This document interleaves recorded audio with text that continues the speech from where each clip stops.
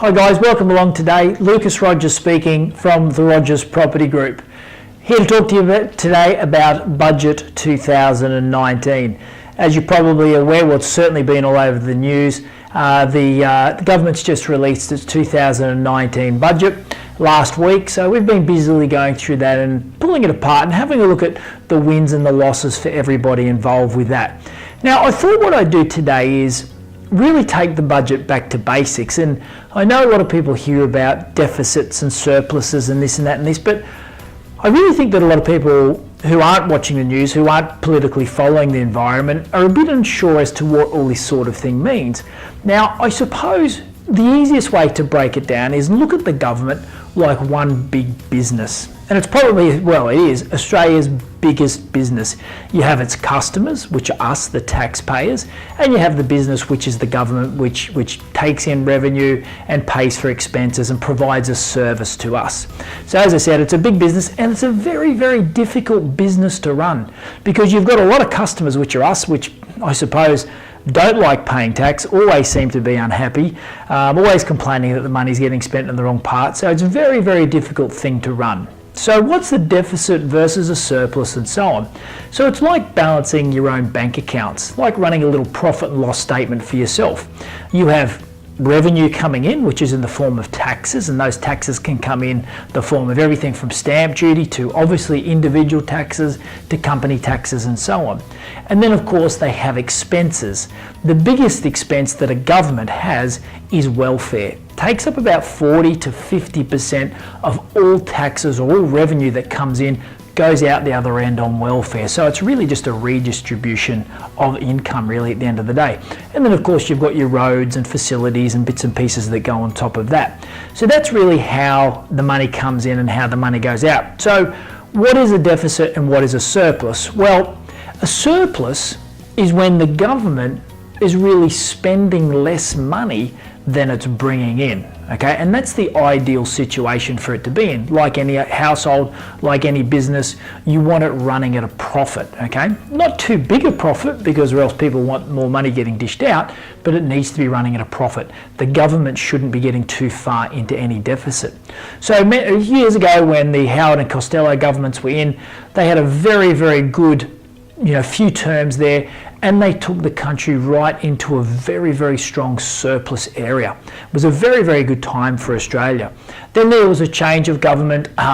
Kevin Rudd got in and the Labor government, and that pretty quickly went, unfortunately, from a surplus to a very fast deficit. And unfortunately, Australia's been in deficit ever since, meaning that the government has been running at a loss. They're spending more money than they're actually bringing in, so from taxes and also revenues from other things as well.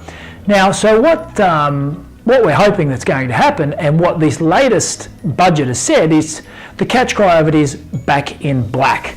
Black meaning that we're coming into surplus. Red would be that they're into deficit or loss. So the government is now saying that they can bring the budget back into surplus. They're actually saying that in 2019, the 2019-20 year, we're looking at a surplus in that stage here. So just to go through the next few years, what they're saying is in the 19-20 year, we're expecting a $7.1 billion surplus, which is outstanding. 20 to 21, we're looking at nearly an $18 billion surplus through that period there. And then 22 to 23, it's going to drop a little bit because with tax cuts and so forth, and we're looking at a $9.2 billion surplus there. So if they can pull it off, it's going to be an outstanding few years for the Australian people coming back into surplus. Now, where is this money actually going to be coming from? So I broke it down, and you can have a look at, from where, well, 45% of the budget revenue is coming in from individual taxpayers like you and myself, okay? 20% comes from company, company taxes and so forth. And then finally, we've got 14% coming from sales tax, okay? So that's really how it's brought in, 45%, 20%, 14%, and then we've got a whole lot of other stuff on top of that, but they're quite small percentages as well. So that's how it's broken up there. So you can see that it's customers, 45% is coming in from us Australians paying our normal income tax. We obviously want our bang for our dollar. So anyway, although we're going to be back in surplus, there are some fantastic tax cuts on its way as well. And where are the big winners and the losers? Well, I could go into great detail and so on, but I'm going to give you 4 major points of where we're going to be winning in the next budget. So first of all, personal tax cuts. We're looking at about a $19.5 billion tax cut to middle and lower income earners, which is fantastic news for everybody. Small businesses, well, small businesses are also a winner through this period as well. They have a $30,000, so if you spend $30,000 on equipment, it could be anything from photocopiers to computers to whatever for your business, you now get an instantaneous write-off for that. So that's very good, and so that's for small business, and that class has just been increased to $50 million for small business turnover, so that's also good.